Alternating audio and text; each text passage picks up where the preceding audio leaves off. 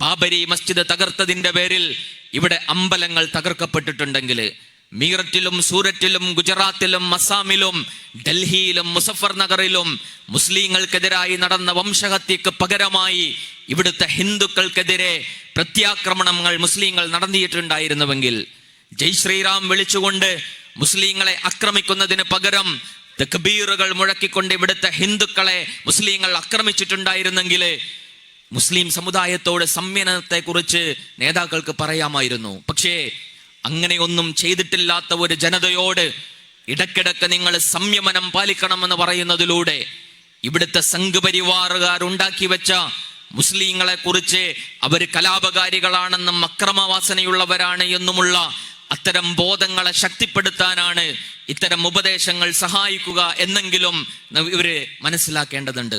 അനീതിയെ അനീതി എന്ന് വിളിക്കാൻ, ഈ ഹിന്ദുത്വ ഭീകരതയെ തുറന്നെതിർക്കാൻ ധൈര്യമില്ലെങ്കിൽ മിണ്ടാതിരിക്കാനുള്ള കോമൺ സെൻസ് എങ്കിലും ഇവര് കാണിക്കണം എന്ന് പറയാതിരിക്കാൻ വയ്യ.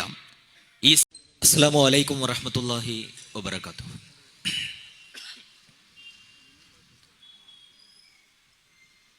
സമകാലിക സാഹചര്യത്തിൽ ലോകവും നമ്മളുടെ രാജ്യവുമൊക്കെ കടന്നുപോയിക്കൊണ്ടിരിക്കുന്ന സാഹചര്യങ്ങളെ പല രീതിയിൽ അറിയുകയും കാണുകയും മനസ്സിലാക്കുകയും ഒക്കെ ചെയ്തുകൊണ്ട് മുന്നോട്ട് പോകുന്ന ആളുകളാണ് നമ്മൾ. കാര്യങ്ങളെക്കുറിച്ച് അറിയാനോ മനസ്സിലാക്കാനോ എന്നതിലുപരി അറിയുകയും മനസ്സിലാക്കുകയും ചെയ്യുന്ന കാര്യങ്ങളിൽ നമ്മളുടെ നിലപാടുകൾ വളരെ കൃത്യമായി പറയുക എന്നതാണ് സോളിഡാരിറ്റി ഇത്തരം പൊതുസമ്മേളനങ്ങളെ ഇങ്ങനെ നടത്തിക്കൊണ്ടിരിക്കുന്നത്. ഫലസ്തീനെ കുറിച്ച്, അവിടെ നടന്നുകൊണ്ടിരിക്കുന്ന ചെറുത്തുനിൽപ്പ് പോരാട്ടങ്ങളെക്കുറിച്ച്, ഇസ്രയേലിൻ്റെ നരനായാട്ടുകളെ കുറിച്ച് ഓരോ ദിവസവും അറിയുകയും കേൾക്കുകയും ഒക്കെ ചെയ്തുകൊണ്ടിരിക്കുന്നവരാണ് നമ്മൾ. ഈ രാജ്യത്ത് നടന്നുകൊണ്ടിരിക്കുന്ന ഹിന്ദുത്വ വംശീയതയുടെ അതിക്രമങ്ങളെയും അനീതികളെയും കുറിച്ച് പല രീതിയിൽ നമ്മൾ സംസാരിച്ചു കൊണ്ടിരിക്കുന്ന ഒരു സമയമാണ്. ഇതൊക്കെ മനസ്സിലാക്കുകയും അറിയുകയും ചെയ്യുന്നവർ ഈ വംശീയതക്ക്, ഈ അനീതിക്ക് കൂട്ടുനിൽക്കുകയോ അതിനെ പിന്തുണക്കുകയോ അല്ലെങ്കിൽ അതിന് എതിരഭിപ്രായമുള്ളവർ പോലും നിശബ്ദരായിരിക്കുകയോ ചെയ്യുന്ന സമയത്ത് ഈ വംശീയതക്കെതിരെ, ഈ അനീതിക്കെതിരെ കൃത്യമായ നിലപാടുകൾ സ്വീകരിച്ച് അത് സമൂഹ മധ്യത്തിൽ എഴുന്നേറ്റ് നിന്ന് ഉറക്കെ പ്രഖ്യാപിക്കുക എന്ന് പറയുന്ന ഒരു ദൗത്യമാണ് സോളിഡാരിറ്റി മൂവ്മെന്റ് ഇത്തരം പരിപാടികളിലൂടെ നിർവഹിച്ചു കൊണ്ടിരിക്കുന്നത്. വംശീയത എന്നത് മനുഷ്യനുള്ള കാലം മുതലേ മനുഷ്യ സമൂഹത്തിൽ ആഴത്തിൽ വേരോടിയിട്ടുള്ള ഒരു പൈശാചികമായ ബോധമാണ്. ആ ബോധം ചരിത്രത്തിൽ ലക്ഷക്കണക്കിന് മനുഷ്യരെ കൊന്നൊടുക്കിയ ബോധമാണ്. ആ ബോധം ലക്ഷക്കണക്കിന് കോടിക്കണക്കിന് മനുഷ്യരെ അടിമകളാക്കിയ പൈശാചികമായ ചിന്തയാണ്. ആ ബോധം കോടിക്കണക്കിന് മനുഷ്യരുടെ ജീവിതത്തെ നരകതുല്യമാക്കിയ ഒരു പൈശാചികമായ ചിന്തയും ബോധ്യവുമാണ്. നമുക്കറിയാലോ, ചരിത്രത്തിൽ എടുത്തു നോക്കിയാൽ ഈ വംശീയമായ ബോധങ്ങൾ എങ്ങനെയാണ് മനുഷ്യർക്കിടയിൽ വിഭജനങ്ങൾ ഉണ്ടാക്കിയത് എന്ന്, ആ വിഭജനങ്ങൾ എങ്ങനെയാണ് മനുഷ്യരെ കൊന്നൊടുക്കുന്നതിലേക്കും മാറ്റിയോടിക്കുന്നതിലേക്കും നയിച്ചത് എന്നത് വെള്ളവംശീയതയെക്കുറിച്ച് നമ്മൾ കേൾക്കുന്നുണ്ടാകും. യൂറോപ്പ് അതിൻ്റെ സാമ്രാജ്യങ്ങൾ വെട്ടിപ്പിടിച്ചപ്പോൾ, അല്ലെങ്കിൽ യൂറോപ്പ് അതിൻ്റെ നാഗരികതയെയും സംസ്കാരത്തെയും നിർമ്മിച്ചെടുത്തപ്പോൾ, അവരെ പ്രചോദിപ്പിക്കുകയും അവരെ മുന്നോട്ട് നയിച്ചതുമായ ഒരു പ്രധാനപ്പെട്ട ഘടകമെന്ന് പറയുന്നത് അവരുടെ മനസ്സിലുള്ള, അവർ കൊണ്ടു നടന്നിരുന്ന വെള്ളവംശീയ ബോധങ്ങളാണ് എന്ന് നമുക്ക് കാണാൻ കഴിയും. അതാണ് ഒരുപാട് രാജ്യങ്ങളിൽ, ആഫ്രിക്കൻ രാജ്യങ്ങൾ, ഏഷ്യൻ രാജ്യങ്ങൾ, ലാറ്റിൻ അമേരിക്കൻ രാജ്യങ്ങൾ, അങ്ങനെ ഒരുപാട് രാജ്യങ്ങളെ വെട്ടിപ്പിടിക്കാൻ, ആ വെട്ടിപ്പിടിച്ച രാജ്യങ്ങളിലുള്ള മനുഷ്യരെ ആ മനുഷ്യരിൽ ഒരുപാട് ആളുകളെ കൊന്നൊടുക്കുവാൻ, ബാക്കി വന്ന ആളുകളെ അടിമപ്പണി ചെയ്യിക്കാൻ ഇവരെ പ്രേരിപ്പിച്ച ഘടകമെന്ന് പറയുന്നത് ഈ ലോകത്തെ മനുഷ്യരിൽ ഏറ്റവും ഉത്തമരായ ആളുകൾ എല്ലാം തികഞ്ഞവർ വെള്ളക്കാരായ യൂറോപ്യന്മാരാണ് എന്ന ചിന്തയാണ്. അതുകൊണ്ട് അവര് കറുത്തവരെ കണ്ടിരുന്നത് മനുഷ്യരെ ആയിട്ടല്ല, ഇരുണ്ട നിറമുള്ളവരെ, ആഫ്രിക്കയിലും ഏഷ്യയിലുമൊക്കെ താമസിക്കുന്ന മനുഷ്യരെ പൂർണ്ണതയല്ല എത്താത്ത ആളുകളായിട്ടാണ് അവർ കണ്ടിട്ടുണ്ടായിരുന്നത്. നമ്മൾ പരിണാമ സിദ്ധാന്തത്തെ കുറിച്ചൊക്കെ പഠിക്കുന്നുണ്ടാകും. ആ പരിണാമ സിദ്ധാന്തം അതിൻ്റെ ഒരു സാമൂഹികമായ അതിൻ്റെ ഒരു വശത്തിലെ അവരതിനെ കാണുകയും, എന്നിട്ട് ലോകത്ത് പരിണാമത്തിൻ്റെ ഏറ്റവും പൂർണ്ണമായ അവസ്ഥയിൽ എത്തിയിട്ടുള്ളത് വെള്ളക്കാരാണ്. അതുകൊണ്ട് വെള്ളക്കാരല്ലാത്ത ആളുകളെ ഒന്നുകിൽ വെള്ളക്കാരൻ്റെ സംസ്കാരത്തിലേക്ക് കൊണ്ടുവരണം, അല്ലെങ്കിൽ അവരെ ഈ ഭൂമുഖത്ത് നിന്ന് ഇല്ലാതാക്കണം എന്ന് പറയുന്ന ഒരു സിദ്ധാന്തവുമായി, ഒരു പദ്ധതിയുമായിട്ടാണ് സാമ്രാജ്യത്വ അധിനിവേശങ്ങൾ നടന്നിട്ടുള്ളത് എന്ന് നമുക്ക് കാണാൻ കഴിയും. ലക്ഷക്കണക്കിന് മനുഷ്യരെ കൊന്നൊടുക്കിയിട്ടുണ്ട്. നാസി വംശീയതയെക്കുറിച്ച് നമുക്കറിയാം. രക്തശുദ്ധിയിൽ ആര്യരക്തമാണ് ഏറ്റവും വിശുദ്ധമെന്ന് പ്രഖ്യാപിച്ച് മറ്റുള്ളവരെയൊന്നും മനുഷ്യരായിട്ട് പരിഗണിക്കരുത് എന്ന് പറഞ്ഞ് ആളുകളെ, ജൂതന്മാരായ അതുപോലെ തന്നെ കമ്മ്യൂണിസ്റ്റുകാരായ ആളുകളെയൊക്കെ കൂട്ടക്കൊല ചെയ്ത നാസി വംശീയതയെക്കുറിച്ച് നമ്മൾ കേട്ടതാണ്. സയനിസ്റ്റ് വംശീയത നമ്മൾ ഇന്ന് ഏറ്റവും കേൾക്കുന്ന മറ്റൊരു പദമാണ്. ഫലസ്തീനിൽ അധിനിവേശം നടത്തി അവിടുത്തെ തദ്ദേശീയരായ ആളുകളെ അവരെ കുടിയിറക്കി, അവരിൽ ചെറുത്തു നിൽക്കുന്നവരെ കൊന്നൊടുക്കി, എല്ലാ ഭാഗത്തു നിന്നും ഉപരോധങ്ങൾ തീർത്ത് അങ്ങനെ ആ ജനതയെ മുഴുവൻ വംശഹത്യ നടത്തിക്കൊണ്ടിരിക്കുന്ന സയനിസ്റ്റ് വംശീയതയുടെ ഏറ്റവും പൈശാചികവും ക്രൂരവുമായ മുഖമാണ് കഴിഞ്ഞ ഒക്ടോബർ 7 ശേഷം ലോകം കണ്ടുകൊണ്ടിരിക്കുന്നത്. 2023 ഒക്ടോബർ 7 എന്നത് ഇനിയുള്ള ചരിത്രത്തിൽ മറക്കാതെ മായ്ക്കാതെ കിടക്കുന്ന ഒരു ദിവസമായിരിക്കും. കാരണം അന്നാണ് ലോകത്തെ അമ്പരിപ്പിച്ചുകൊണ്ട് ഫലസ്തീനിലെ ചെറുത്തുനിൽപ്പ് പ്രസ്ഥാനമായ ഹമാസ് വലിയ ഒരു പ്രത്യാക്രമണം ഇസ്രയേലിന് നേരെ നടത്തിയിട്ടുണ്ടായിരുന്നത്. ഒട്ടും നനച്ചിരിക്കാത്ത ഒരു സമയത്ത് ലോകത്തുള്ള എല്ലാ കാര്യങ്ങളും എല്ലാ രഹസ്യങ്ങളും അറിയുന്നവർ എന്ന് മേനി നടക്കുന്ന, ലോക പോലീസായി ചമയുന്ന, അതുപോലെ തന്നെ എല്ലാവിധത്തിലുള്ള സംവിധാനങ്ങളുമുണ്ട് എന്ന് അഹങ്കരിക്കുന്ന ഇസ്രയേലിന് ഏറ്റവും വലിയ ഒരു തിരിച്ചടിയായിരുന്നു ഒക്ടോബർ 7 തൂഫാനുൽ അഖ്സ എന്ന് പറയുന്നത്. അത് പലതരത്തിലുള്ള മാറ്റങ്ങൾക്ക് ലോകത്ത് വഴിവെക്കുകയുണ്ടായി. ആ ഒരു സന്ദർഭത്തിൽ ആ ലോകത്ത് തന്നെ ഇസ്രയേലിനേറ്റ അതിൻ്റെ ചരിത്രത്തിലേറ്റ ഏറ്റവും വലിയ തിരിച്ചടി, ആ തിരിച്ചടിയിൽ ഞെട്ടിപ്പോയ, അമ്പരന്നുപോയ ഇസ്രയേൽ അതിൻ്റെ പരാജയഭാരം, അല്ലെങ്കിൽ ആ പരാജയത്തിൻ്റെ, ആ മാനഹാനിയുടെ, അതിൻ്റെ എല്ലാം ആ ഒരു പ്രശ്നങ്ങൾ തീർക്കുവാൻ വേണ്ടിയിട്ട് ഫലസ്തീന് നേരെ അതിക്രൂരമായ ആക്രമണമാണ് അയച്ചുവിട്ടത്. ആകാശത്തുകൂടെ ആ ജനതയ്ക്ക് മേൽ ബോംബുകൾ വർഷിച്ചുകൊണ്ട് അവിടുത്തെ സിവിലിയൻസിന് നേരെ വലിയ ആക്രമണം നടത്തി. അവരുടെ വീടുകളും ഇടങ്ങളും എല്ലാം നശിപ്പിച്ചു. ആധുനിക ലോകത്ത് തന്നെ പലതരത്തിൽ യുദ്ധങ്ങൾ നടക്കുമ്പോൾ പോലും അതിൽ പാലിക്കേണ്ട ചില നിയമങ്ങളെക്കുറിച്ചൊക്കെ പറയാറുണ്ട്.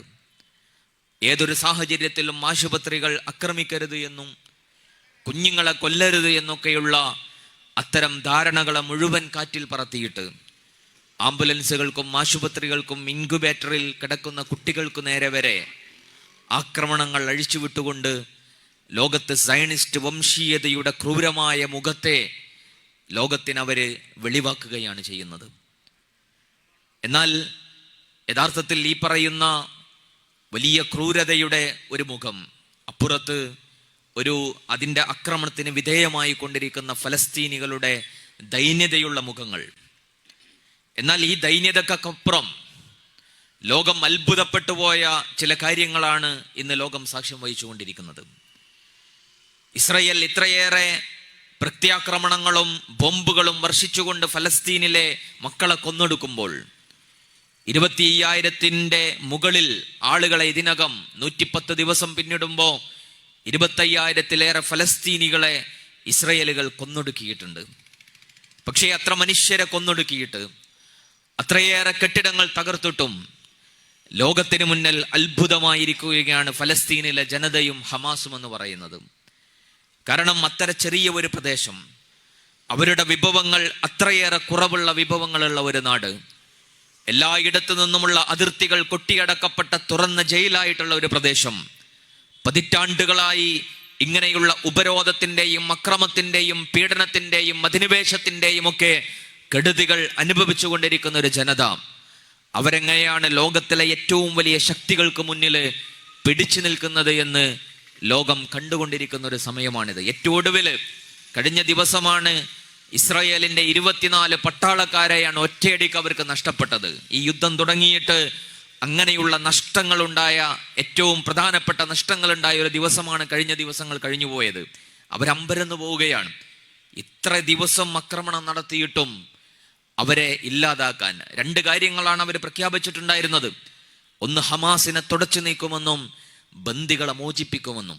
ഇത് രണ്ടും ലക്ഷ്യം നേടാൻ കഴിയാതെ അവര് വിയർക്കുന്ന കാഴ്ചയാണ് ലോകത്ത് കണ്ടുകൊണ്ടിരിക്കുന്നത്. വാർ ക്യാബിനറ്റ്, അവിടെ ഇസ്രായേലിൽ ഇപ്പോൾ വാർ ക്യാബിനറ്റ് ആണുള്ളത്. സാധാരണ ക്യാബിനറ്റ് ഒക്കെ പിരിച്ചുവിട്ട് യുദ്ധ സാഹചര്യത്തിൽ ആ യുദ്ധത്തിന്റെ കാര്യങ്ങൾക്ക് വേണ്ടി മാത്രം അതിനെ ഏറ്റവും സംയോജിപ്പിച്ചുകൊണ്ട് മുന്നോട്ട് പോകാൻ വേണ്ടിയിട്ട് ഒരു പ്രത്യേകമായ ക്യാബിനറ്റ് രൂപീകരിച്ചിട്ടാണ് ഇസ്രായേൽ മുന്നോട്ട് പോകുന്നത്. വാർ ക്യാബിനറ്റ് ആണ്. ആ വാർ ക്യാബിനറ്റിലുള്ള ആളുകളൊക്കെ പരസ്പരം ഒരുമിച്ച് നിന്നുകൊണ്ട് മുന്നോട്ട് പോകേണ്ട ഒരു ഘട്ടത്തില് അവർക്കിടയിൽ തന്നെ അഭിപ്രായ ഭിന്നതകൾ, പരസ്പരം അങ്ങോട്ടും ഇങ്ങോട്ടും കുറ്റപ്പെടുത്തുന്ന വർത്തമാനങ്ങളാണ് നമ്മൾ കേട്ടുകൊണ്ടിരിക്കുന്നത്. അവിടുത്തെ മുൻ ഇസ്രായേലിന്റെ അതിന്റെ ഡിഫൻസ് ഫോഴ്സിന്റെ തലവനായിരുന്ന ഇപ്പോൾ വാർ ക്യാബിനറ്റിലുള്ള ഒരാൾ വളരെ തുറന്നു പറയുകയുണ്ടായി. നെതന്യാഹുവിന്റെ അവകാശവാദങ്ങളെ അദ്ദേഹം തള്ളിപ്പറഞ്ഞുകൊണ്ട് ഇസ്രയേലിന് ഈ യുദ്ധം വിജയിക്കാൻ കഴിയില്ല എന്ന് പ്രഖ്യാപിക്കുന്നത് അവിടുത്തെ മുൻ സൈനിക കമാൻഡറാണ്. കാരണം അവർക്ക് മനസ്സിലായിട്ടുണ്ട് ഇത് അത്ര വേഗത്തിൽ സാധ്യമാകുന്ന ഒരു കാര്യമല്ല എന്നുള്ളത്. ലോകം ഇതൊക്കെ അത്ഭുതത്തോടു കൂടിയാണ് നോക്കിക്കാണുന്നത്. ഈ ചെറുത്തുനിൽപ്പിന്റെ അത്ഭുതങ്ങൾ മാത്രമല്ല ലോകം ദർശിക്കുന്നത്, മറിച്ച് ഫലസ്തീനികൾ നിർവഹിച്ചു കൊണ്ടിരിക്കുന്ന സത്യസാക്ഷ്യവും രക്തസാക്ഷ്യവുമാണ്. രക്തസാക്ഷ്യം എന്താണെന്ന് നമുക്കറിയാം. അവര് യാതൊരു ഭയവുമില്ലാതെ, ഭീതിയുമില്ലാതെ അവര് ആ നാടിന്റെ ചെറുത്തുനിൽപ്പുമായിട്ട് മുന്നോട്ട് പോകുകയാണ്. അതിൻ്റെ ഇടയിൽ സ്വന്തം ജീവൻ നഷ്ടപ്പെടുമ്പോൾ, സ്വന്തം മക്കളുടെ ജീവൻ നഷ്ടപ്പെടുമ്പോൾ അതിൽ അട്ടഹസിച്ച് അല്ലെങ്കിൽ ആർത്തലച്ച് കരഞ്ഞിരിക്കുകയല്ല, മറിച്ച് സ്വന്തം മക്കൾ മരണപ്പെടുമ്പോൾ അവര് ശുഹദാക്കളാണെന്ന് അഭിമാനത്തോടുകൂടി പറയുന്ന ഫലസ്തീനിലെ കാഴ്ചകൾ ഇങ്ങനെ ലോകം കണ്ടുകൊണ്ടിരിക്കുകയാണ്. ഇതൊക്കെ കണ്ടിട്ട് ലോകത്തിന് അത്ഭുതമാണ്. കാരണം എന്താ? അവരൊരുപാട് യുദ്ധങ്ങൾ കണ്ടവരാണ്, ഇത്തരം ഒരുപാട് കാഴ്ചകൾ അവർ കണ്ടവരാണ്. സാധാരണ ഒരു രാജ്യത്ത്, ഒരു നാട്ടിലെ യുദ്ധം വരാൻ പോവുകയാണ് എന്ന് കാണുമ്പോൾ സാധാരണ കാണപ്പെടുന്ന ഒരു കാഴ്ചയുണ്ട്. അവിടുത്തെ മനുഷ്യരെല്ലാം കെട്ടുകൊട്ടി അവിടുത്തെ എല്ലാ കാര്യങ്ങളും സാധനങ്ങളും പെറുക്കിയെടുത്ത് അവര് വേറെ എങ്ങോട്ടെങ്കിലുമൊക്കെ അഭയാർത്ഥികളായിട്ട് പോകുന്ന കാഴ്ചകൾ പലപ്പോഴും ലോകം കണ്ടിട്ടുണ്ട്. പക്ഷേ ഇസ്രയേലിന്റെ മുന്നറിയിപ്പുകൾ ലഭിച്ച, ആ നോട്ടീസുകൾ ലഭിച്ചപ്പോ ഫലസ്തീനികൾ എങ്ങനെയാ പ്രതികരിച്ചത്? അവര് പറയുന്നുണ്ടല്ലോ, ഈ നാട് വിട്ട് ഞങ്ങൾ എങ്ങോട്ടെങ്കിലും പോകുന്നുണ്ടെങ്കിൽ അത് ആകാശലോകത്തേക്ക് മാത്രമായിരിക്കും എന്ന് പറഞ്ഞിട്ട് അവിടെ അടിയുറച്ചു നിൽക്കുന്ന ഫലസ്തീനികളെ കണ്ട് ലോകം അത്ഭുതപ്പെടുകയാണ്. കൺമുന്നിൽ സ്വന്തം വീടും കെട്ടിടങ്ങളും തകർന്നടിയുമ്പോൾ, സ്വന്തം പൊന്നോമന മക്കള് മരണപ്പെടുമ്പോൾ അവരെ സ്വർഗത്തിൽ വെച്ച് കാണാൻ കഴിയുമെന്ന് അഭിമാനത്തോടുകൂടി പറയുന്ന മാതാപിതാക്കളെ കണ്ടിട്ട് ലോകം അത്ഭുതപ്പെടുകയാണ്. 3 വയസ്സുള്ള കുഞ്ഞു പെങ്ങള് മരിക്കാൻ കിടക്കുമ്പോൾ 5 വയസ്സുകാരനായ സഹോദരൻ ഷഹാദത്ത് കലിമ ചൊല്ലിക്കൊടുക്കുന്നത് ലോകം ഇതുവരെ കാണാത്ത കാഴ്ചകളാണ്. ബന്ദിമോചനത്തിന്റെ സന്ദർഭത്തില് ആ ബന്ദികള് തന്നെ ഞങ്ങളിതാ നിങ്ങളോടുള്ള കടപ്പാടിന്റെ ബന്ധനത്തിൽ തുടരുമെന്ന് പ്രഖ്യാപിക്കുന്ന അത്രയും മനോഹരമായ ഇടപെടലുകളും പെരുമാറ്റങ്ങളും ലോകം അനുഭവിക്കുകയാണ്. ഇതിലൂടെ സത്യസാക്ഷ്യമെന്ന് പറയുന്ന ഈ ഹമാസും ഫലസ്തീനികളും ഒക്കെ പ്രതിനിധാനം ചെയ്യുന്ന ആശയത്തിന്റെ അഭിമാനകരമായ ഒരു പ്രതിനിധാനം കൂടിയാണ് അവർ നിർവഹിച്ചു കൊണ്ടിരിക്കുന്നത്. അതുകൊണ്ടാണ് അതിൻ്റെ പ്രതിഫലനങ്ങൾ നമ്മൾ കാണാൻ കഴിയുന്നത്. കാരണം ലോകത്ത് ആളുകൾ ഖുർആൻ വായിക്കുന്നത് കൂടി, വിശുദ്ധ ഖുർആൻ വായിക്കുന്നത് കൂടി. കാരണം എന്താ? ഈ ഫലസ്തീനികളുടെ ഈ പ്രതികരണങ്ങൾ കണ്ടുകൊണ്ട് അത്ഭുതപ്പെടുകയാണ്. എങ്ങനെയാണ് ഇവർക്ക് ഇങ്ങനെ സാധിക്കുന്നത് എന്ന് അത്ഭുതപ്പെട്ടിട്ട് പാശ്ചാത്യ ലോകത്തു നിന്നുള്ള ഒരുപാട് ആളുകൾ അതിൻ്റെ കാരണങ്ങൾ അന്വേഷിച്ച് ചെന്നപ്പോ അവർക്കതിൻ്റെ ഉത്തരം കിട്ടുന്നത് ഖുർആനിൽ നിന്നാണ്. വീഡിയോകൾ ധാരാളമായിട്ട് നമുക്ക് കാണാൻ കഴിയും. ഇങ്ങനെ ഖുർആൻ വായിക്കുന്ന പാശ്ചാത്യരായ ഒരുപാട് ആളുകൾ.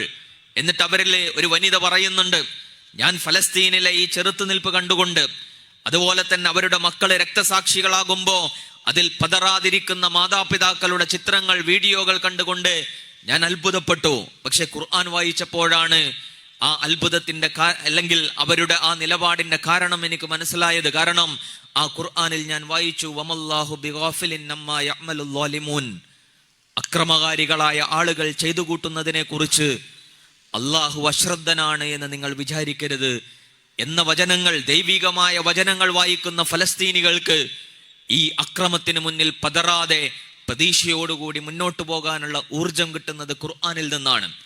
അങ്ങനെ ഈ ഖുർആൻ വായിച്ചിട്ട് ഇസ്ലാമിലേക്ക് കടന്നു വന്നിട്ടുണ്ട് ധാരാളക്കണക്കിന് ആളുകൾ. തൂഫാനുൽ അഖ്സയുടെ പ്രതിഫലനങ്ങൾ ലോകത്ത് അത്ഭുതങ്ങൾ സൃഷ്ടിച്ചുകൊണ്ടിരിക്കുന്ന ഒരു സാഹചര്യത്തു കൂടിയാണ് നമ്മൾ കടന്നുപോയിക്കൊണ്ടിരിക്കുന്നത്. അതുകൊണ്ട് നമ്മൾ ദൈന്യതയുടെ വർത്തമാനങ്ങൾക്കപ്പുറം ഈ അഭിമാനകരമായ ഇത്തരം കാഴ്ചകളെ കുറിച്ച് ധാരാളം പറയേണ്ടതുണ്ട്. അത് നമുക്ക് വളരെ തീക്ഷ്ണമായ കാലഘട്ടങ്ങളിൽ, വളരെ തീക്ഷ്ണമായ സാഹചര്യങ്ങളിൽ, വളരെ അഭിമാനബോധത്തോടുകൂടി മുന്നോട്ട് പോകാനുള്ള വലിയ കരുത്ത് നൽകുന്ന ഘടകങ്ങളാണ്. തൂഫാനുൽ അഖ്സ എന്നത് ലോകത്ത് തന്നെ വലിയ വിപ്ലവങ്ങൾ സൃഷ്ടിക്കുകയാണ്. കാരണം അത് നടന്ന അതിൻ്റെ ആദ്യ സന്ദർഭത്തിൽ ലോകത്തുള്ള മീഡിയകൾ മുഴുവൻ ഹമാസിനെ പൈശാചികവൽക്കരിച്ചുകൊണ്ട് ഫലസ്തീനിലെ ഈ പറയുന്ന ഫലസ്തീനിന്റെ ചെറുത്തുനിൽപ്പിനെ അതിക്രമമായിട്ട് വിലയിരുത്തിയിട്ട് ലോകത്തിലെ മീഡിയകൾ, അതുപോലെ തന്നെ ലോകത്തുള്ള ഒരുപാട് മനുഷ്യര് അങ്ങനെയുള്ള കാഴ്ചപ്പാടുകളുമായി രംഗത്തേക്ക് വന്ന ദിവസമുണ്ടായിരുന്നു. പക്ഷെ വളരെ പെട്ടെന്നാണ് കാര്യങ്ങൾ മാറിയത്. ഒരുപാട് നുണകളാണ് അവർ പ്രചരിപ്പിച്ചത് എന്നും, കുഞ്ഞുങ്ങളെ കൊന്നൊടുക്കിയിട്ട് ഹമാസ് ചെറിയ കുഞ്ഞുങ്ങളെ കഴുത്തറുത്ത് കൊന്നു എന്നൊക്കെയുള്ള വ്യാജ പ്രചരണങ്ങൾ അവർ പലതും നടത്തി നോക്കിയിട്ടുണ്ട്. പക്ഷേ അതിനെല്ലാം ഹമാസ് മറുപടി കൊടുത്തത് അവരുടെ നിലപാടുകളിലൂടെയാണ്. അവർ ബന്ദികളായി പിടിച്ച മനുഷ്യരോട് അവർ പെരുമാറിയിട്ടുള്ള അങ്ങേയറ്റം മാനുഷികമായ, അങ്ങേയറ്റം മഹത്തരമായ നിലപാടുകൾ കൊണ്ട് അവർ ലോകത്ത് പ്രചരിച്ചിട്ടുള്ള അവരെക്കുറിച്ചുള്ള പൈശാചിക ബോധങ്ങളെ മുഴുവനെ തകർത്തെറിയുന്ന കാഴ്ചകൾക്ക് ലോകം സാക്ഷ്യം വഹിച്ചത് നമുക്കറിയാൻ കഴിയും. ഇങ്ങനെയുള്ള ഒരുപാട് അത്ഭുതങ്ങൾ. ആ ഒരു സാഹചര്യത്തിലാണ് നമ്മൾ ഇന്ത്യ രാജ്യത്ത് മുന്നോട്ട് പോയിക്കൊണ്ടിരിക്കുന്നത്. ഇന്ത്യയിലേക്ക് എത്തുമ്പോൾ ഇവിടെ ഹിന്ദുത്വ വംശീയത നിറഞ്ഞു നിൽക്കുകയാണ്. ഈ സയനിസ്റ്റ് വംശീയതക്കും ഹിന്ദുത്വ വംശീയതക്കും ഇടയിൽ പലതരത്തിലുള്ള സമാനതകൾ നമുക്ക് കണ്ടെത്താൻ കഴിയും. ആ സമാനതകൾ അന്വേഷിച്ച് ചെല്ലുമ്പോൾ ഈ പറയുന്ന ചില തെറ്റായ പ്രചരണങ്ങൾ, ചില കള്ളപ്രചരണങ്ങളുടെ മേലാണ് പലതും പടുത്തുയർത്തിയത് എന്ന് അറിയാൻ കഴിയും. ഇവിടെ ബാബരി മസ്ജിദ് മുൻനിർത്തിയിട്ട് രാമക്ഷേത്രത്തെ കുറിച്ച് സംസാരിച്ചിട്ട് ഇവിടെ ഉണ്ടാക്കിയിട്ടുള്ള വലിയ പോളറൈസേഷനെ കുറിച്ച് നമുക്കറിയാം. അതിനെ എങ്ങനെയാണ് സംഘ് പരിവാർ ഉപയോഗപ്പെടുത്തിയിട്ട് ഇന്ത്യയിലെ അധികാരത്തിലേറാൻ, ആധിപത്യം ഉറപ്പിക്കാൻ അതെങ്ങനെയാണ് ഉപയോഗിച്ചത് എന്നതെല്ലാം വളരെ കൃത്യമായി മനസ്സിലാക്കിയവരാണ് നമ്മൾ. ഇതുപോലെ ഇസ്രായേലിന് ചില അവകാശവാദങ്ങളുണ്ട്. അവരുടെ ഹൈക്കൽ അത് അവിടെ തകർക്കപ്പെട്ടതാണ് എന്നും ആ ഹൈക്കൽ പുനർനിർമ്മിക്കുമെന്നും അതിനു വേണ്ടിയിട്ട് മസ്ജിദുൽ അഖ്സയെ തകർക്കുവാനുള്ള ശ്രമങ്ങളുമായിട്ടാണ് ഈ സയനിസ്റ്റുകൾ മുന്നോട്ട് പോയിക്കൊണ്ടിരിക്കുന്നത് എന്നത് നമ്മൾ ഇതിനോട് ചേർത്ത് വായിക്കുമ്പോൾ ഈ വംശീയതകൾ തമ്മിലുള്ള സമാനതകൾ നമുക്ക് കണ്ടെത്താൻ കഴിയും. ഇവിടെ ബുൾഡോസർ രാജിലൂടെ മുസ്ലിങ്ങളുടെ വീടുകൾ തകർത്തെറിഞ്ഞ് മുന്നോട്ട് പോകുമ്പോൾ അവിടെ ജൂതന്മാരുടെ സെറ്റിൽമെന്റിന്റെ പേരില് അവിടെയുള്ള തദ്ദേശീയരായ ഫലസ്തീനികളെ കുടിയൊഴിപ്പിച്ച് അവരുടെ വീടുകളെ തകർത്തുകൊണ്ട് അത്തരം സെറ്റിൽമെന്റുകൾ ഉണ്ടാക്കിക്കൊണ്ട് അധിനിവേശങ്ങൾ വ്യാപിപ്പിച്ചു കൊണ്ടിരിക്കുന്ന സയനിസ്റ്റ് വംശീയതയുടെ കാഴ്ചകൾ നമുക്കവിടെ കാണാൻ കഴിയും. അങ്ങനെ ആ നാടിനെ നശിപ്പിക്കുകയും അല്ലെങ്കിൽ ആ നാട് കൈയടക്കാൻ അവിടുത്തെ മനുഷ്യരെ മുഴുവൻ വംശഹത്യ ചെയ്യുമെന്ന് പ്രഖ്യാപിച്ച ഒരു സയനിസ്റ്റ് വംശീയതയും ഈ നാടിൻ്റെ ഒരു മഹിതമായ ഒരു സംസ്കാരം എന്ന് അവരവകാശപ്പെടുന്ന അങ്ങനെ ഒരു സംസ്കാരത്തെ വീണ്ടെടുക്കാൻ വേണ്ടിയിട്ട് മുസ്ലിങ്ങൾ ഇവിടുന്ന് പുറത്താക്കുമെന്നും അല്ലെങ്കിൽ ഇവിടുന്ന് ഇല്ലാതാക്കുമൊക്കെ പ്രഖ്യാപിച്ചുകൊണ്ട് ഹിന്ദുത്വ വംശീയത ഇവിടെ നിറഞ്ഞു നിൽക്കുന്ന ഒരു സമയത്താണ് നമ്മൾ മുന്നോട്ട് പോയിക്കൊണ്ടിരിക്കുന്നത്. രാമക്ഷേത്രം ഉദ്ഘാടനം ചെയ്തുകൊണ്ട് ഈ രാജ്യത്തെ പ്രധാനമന്ത്രി പ്രസംഗിച്ചത് നമ്മളെല്ലാം കേട്ടവരാണ്. രാമനെ കുറിച്ച് പ്രസംഗിക്കുകയാണ്. ഈ ജനതയുടെ മുഴുവൻ രാമനാണ് എന്നും അതുപോലെ തന്നെ ഈ രാജ്യത്തെ പുരോഗതിയിലേക്ക് നയിക്കാൻ പോവുകയാണ് എന്നൊക്കെയുള്ള ഇതിന്റെ വെളിച്ചമാണ് എന്നും നീതിയാണ് എന്നൊക്കെ വലിയ വായിൽ സംസാരിച്ചു കൊണ്ടിരിക്കുമ്പോൾ വലിയ അക്രമവും വലിയ അനീതിയും അക്രമവും നടത്തിയിട്ടാണ് ഇത്തരം കാര്യങ്ങളിലൂടെ ഇത്തരം പ്രവർത്തനങ്ങളിലൂടെ അവർ മുന്നോട്ട് പോയിട്ടുള്ളത് എന്ന യാഥാർത്ഥ്യത്തെ അവർ തിരസ്കരിക്കുകയാണ്. നമ്മൾ ആലോചിച്ച് നോക്കുക, നമ്മൾ ഇന്ത്യയിലെ സംഘപരിവാറിനെ വിരുദ്ധരായ ഒരുപാട് ആളുകൾ ഇന്ത്യ രാജ്യത്തുണ്ട് നമുക്കറിയാം. ഹിന്ദുക്കളെല്ലാം RSSO സംഘപരിവാറോ അല്ല. ഇവിടുത്തെ വോട്ട് ഷെയർ തന്നെ പരിശോധിച്ചു നോക്കിയാൽ BJPക്ക് കിട്ടിയ വോട്ട് ഷെയറിനേക്കാൾ ഭൂരിപക്ഷം അപ്പുറത്ത് ചിതറിക്കിടക്കുന്നതായിട്ടൊക്കെ നമുക്ക് കാണാൻ കഴിയും.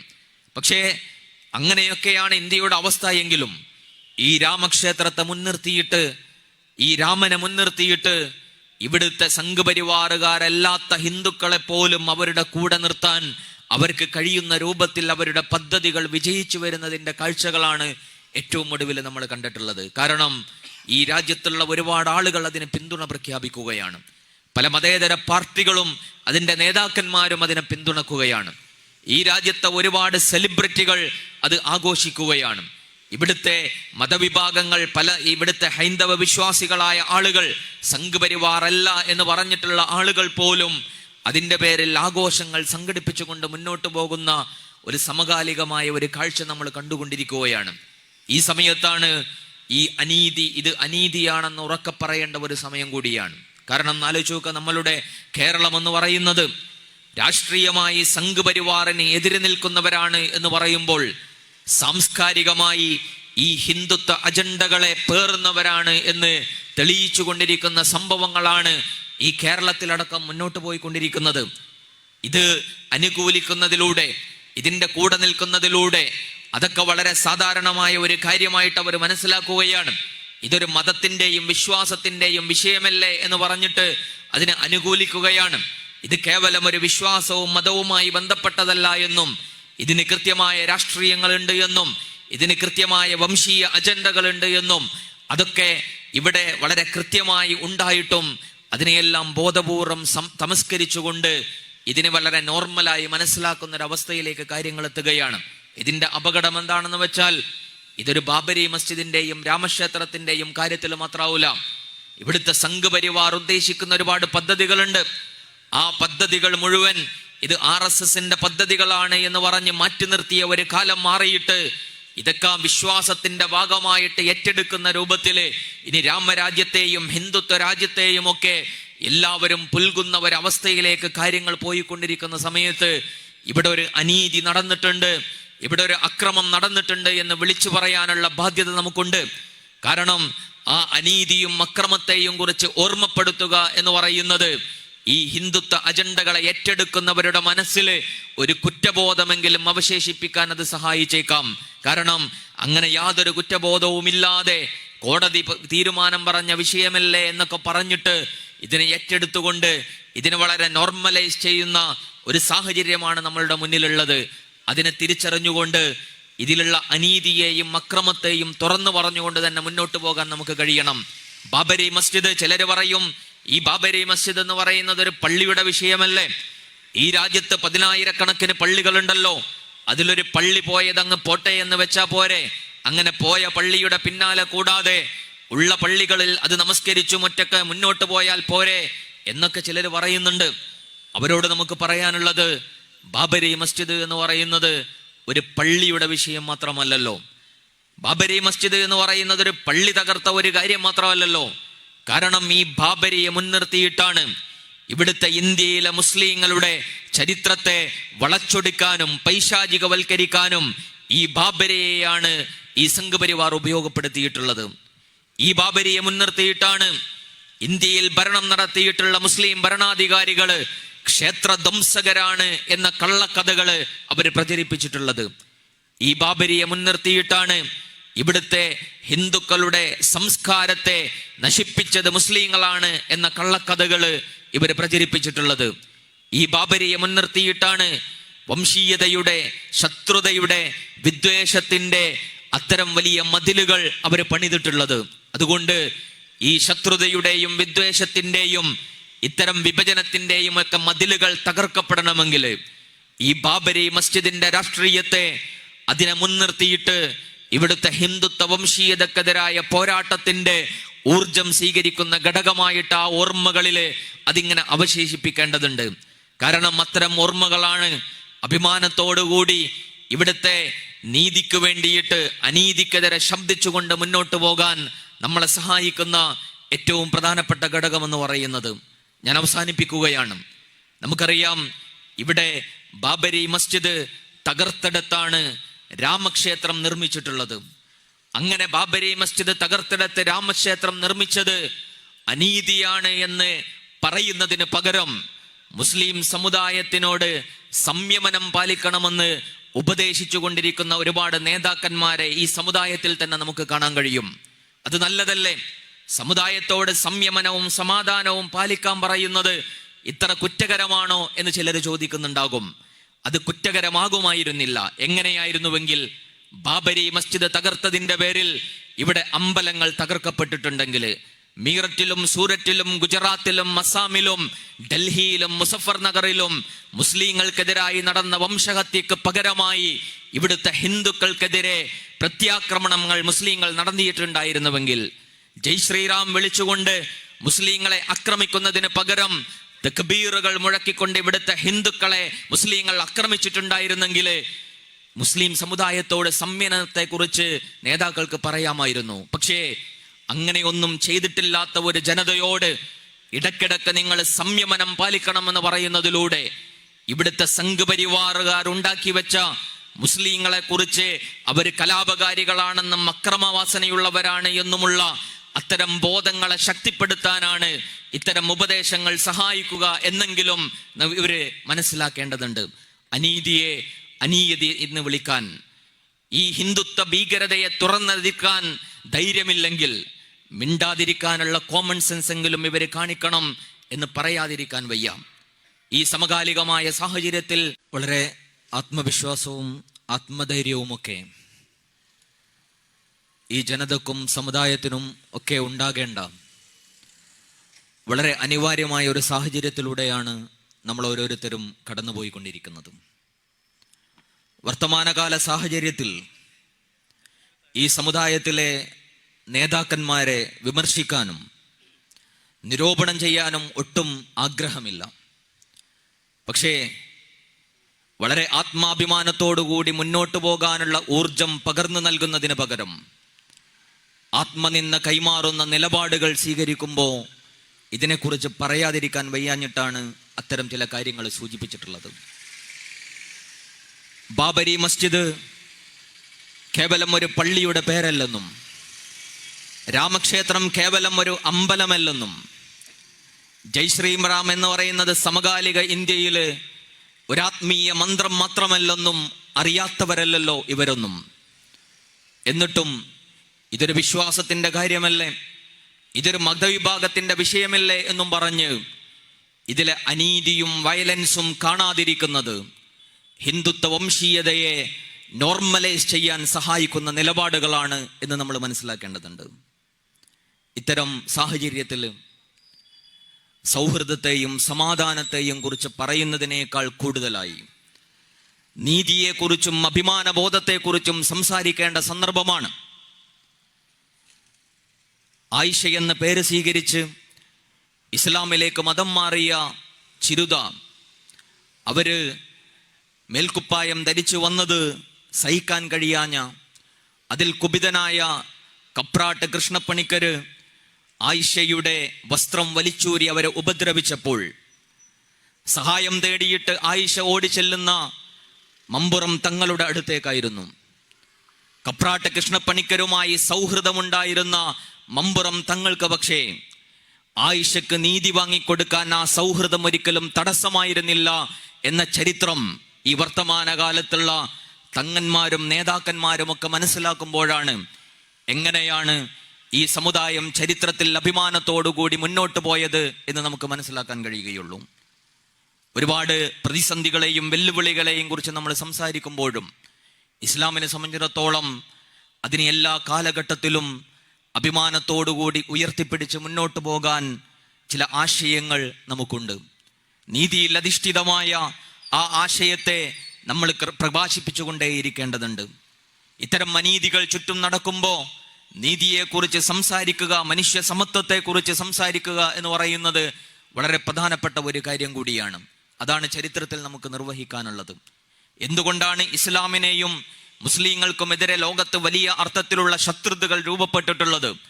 എന്തുകൊണ്ടാണ് ലോകത്ത് ഇസ്ലാമോഫോബിയ ധാരാളമായി പടർന്നു പന്തലിച്ചത് എന്നതിൻ്റെ കാരണം അന്വേഷിച്ചാൽ കാണാൻ കഴിയും.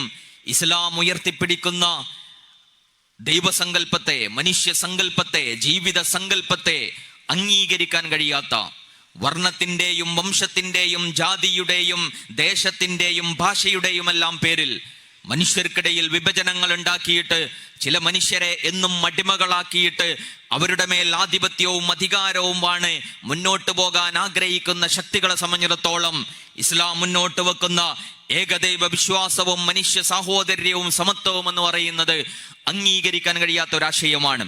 അതുകൊണ്ട് അതിനെ ഇല്ലാതാക്കാനുള്ള ശ്രമങ്ങൾ വെള്ളവംശീയതയും ഹിന്ദുത്വ വംശീയതയും ഒക്കെ ചെയ്തുകൊണ്ടിരിക്കുന്ന ഈ സമകാലികമായ ലോകത്ത് ഇസ്ലാമിന്റെ പ്രശോഭിതമായ അധ്യാപനങ്ങളെ, അതിൻ്റെ സത്യസാക്ഷ്യ നിർവഹണം അഭിമാനബോധത്തോടുകൂടി തന്നെ നിർവഹിച്ചുകൊണ്ട് ഈ രാജ്യത്ത് തലയുയർത്തി മുന്നോട്ട് പോകാൻ നമുക്ക് സാധിക്കേണ്ടതുണ്ട്. അതിന് കരുത്ത് പകരുന്ന നേതാക്കളെ ഈ സമുദായത്തിന് അല്ലാഹു സമ്മാനിക്കട്ടെ എന്ന് പ്രാർത്ഥിച്ചുകൊണ്ട് ഞാൻ എൻ്റെ വാക്കുകൾ അവസാനിപ്പിക്കുകയാണ്. വഹ്റദാവാൻ അൽഹംദുലില്ലാഹി റബ്ബിൽ ആലമീൻ. അസ്സലാമു അലൈക്കും വറഹ്മത്തുള്ളാഹി വബറകാതുഹു.